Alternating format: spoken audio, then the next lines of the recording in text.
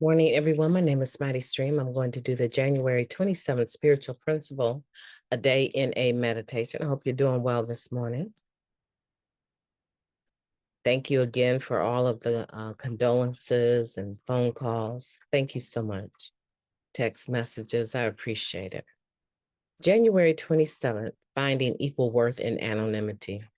In NA, in recovery, we are all equal. A college degree, a trust fund, illiteracy, poverty, these circumstances that so powerfully affect so many other areas of our lives will neither help nor hinder our chances at recovery. It works. Tradition 12.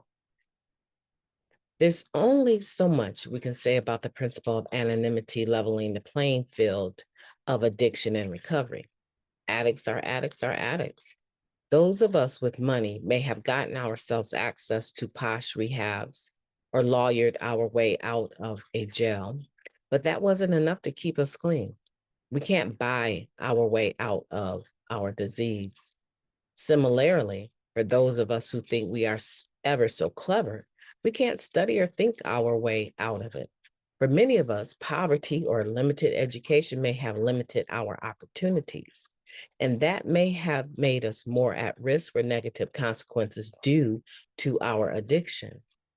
But no matter where we come from or where we end up, on day one of being clean, we all have the same opportunity to take advantage of the NA program. Yes, if addiction is one great equalizer that brought us down, recovery is another that can build us back up.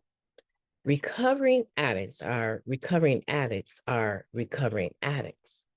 And the program is the program for every addict with a desire to stay clean today.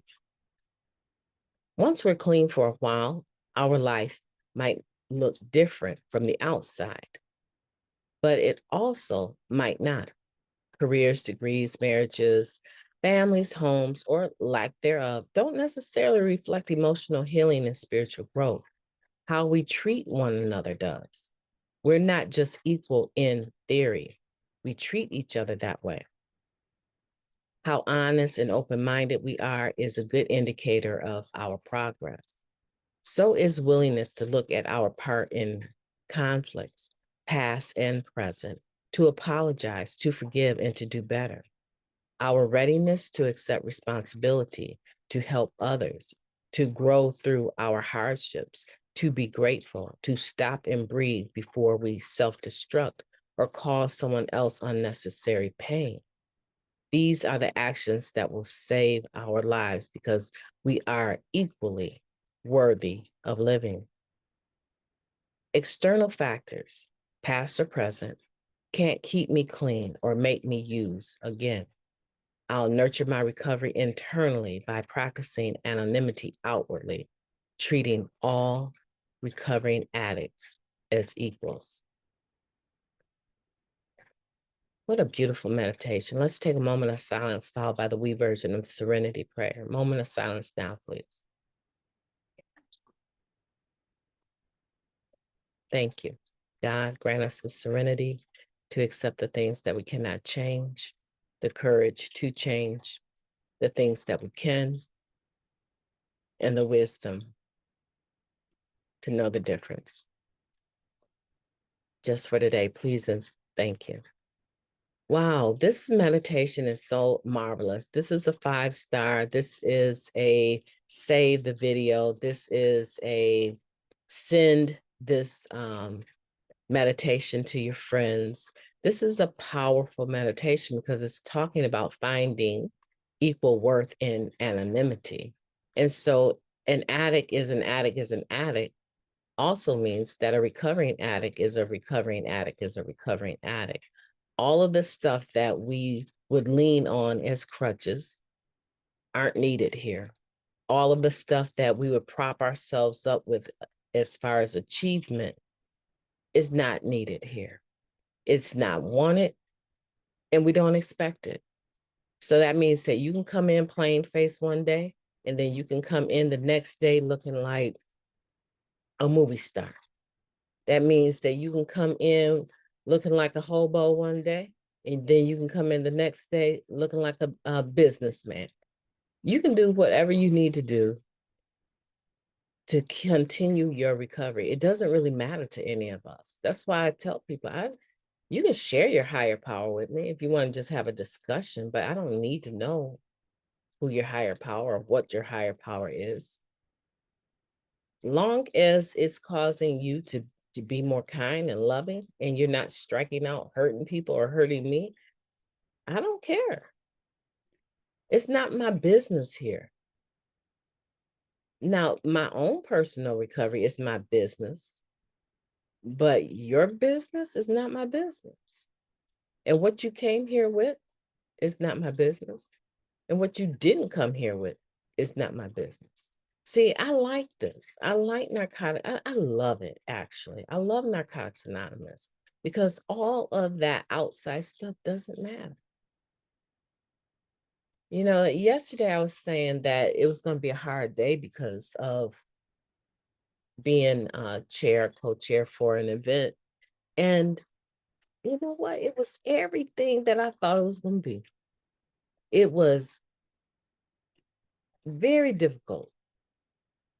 Very, very, very, very difficult. And only a few, maybe 3 people that seemed to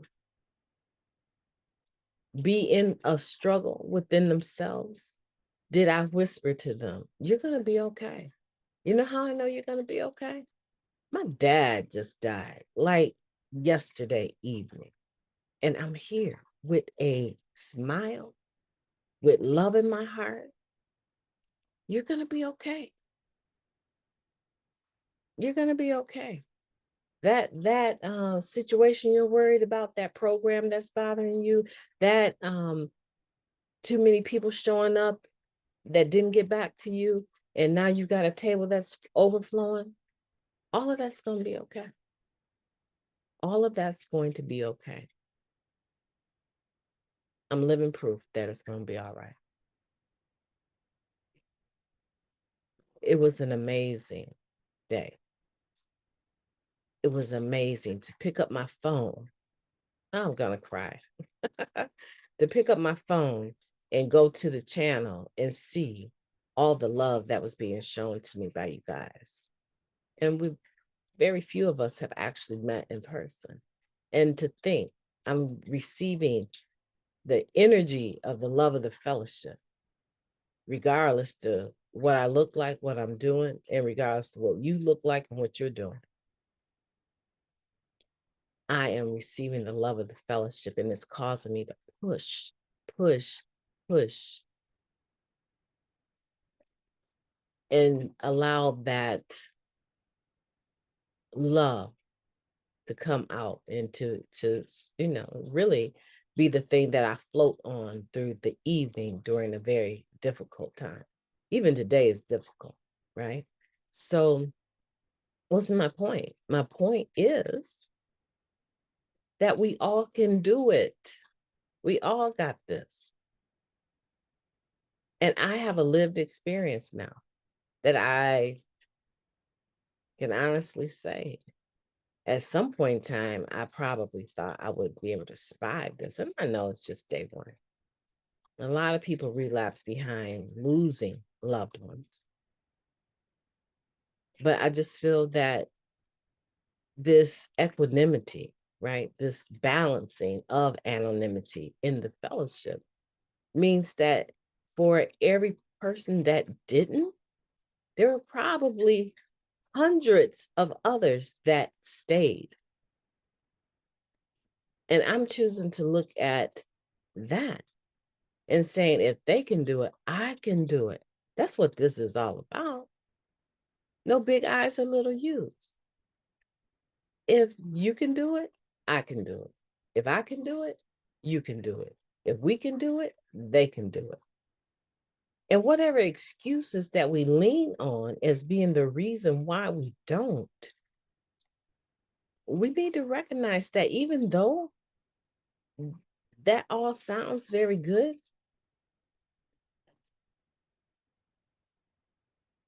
it's not 100% the truth. And I know that sounds hard, but when we're talking about step one, bullet number 9 that I keep talking about, have I given plausible but untrue reasons for my behavior? I think it says behavior, it might say actions. I'm paraphrasing, but go look at it in the flat book. Step 1, bullet number 9, right? It won't have the number there, but if you count the bullets, it's number 9, right? And it may be under denial. I'm not really sure.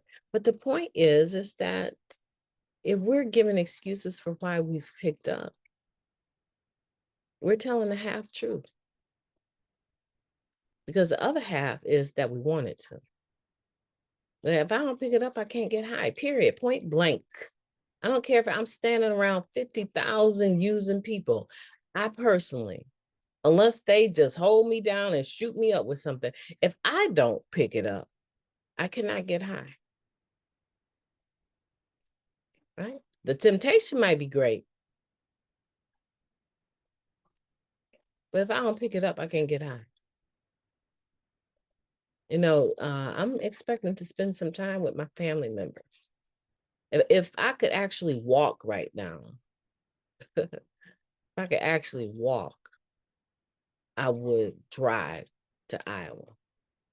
But the cumulative damage on my extremities of standing for all those hours yesterday is quite extreme. So I anticipate at some point in time to be in their presence. And I anticipate at some point in time that they're going to be smoking and drinking because that's what they do.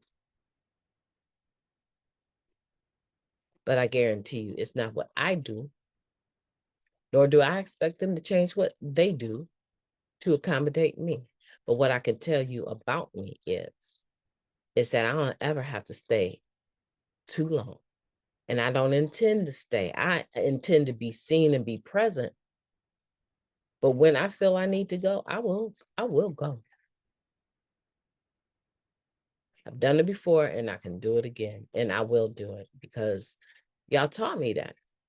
This is a part of staying clean and life happening and making a choice that I'm going to come through this. What's the difference in that and saying, I don't know if I'm gonna stay clean? The thought, the words, the verbiage.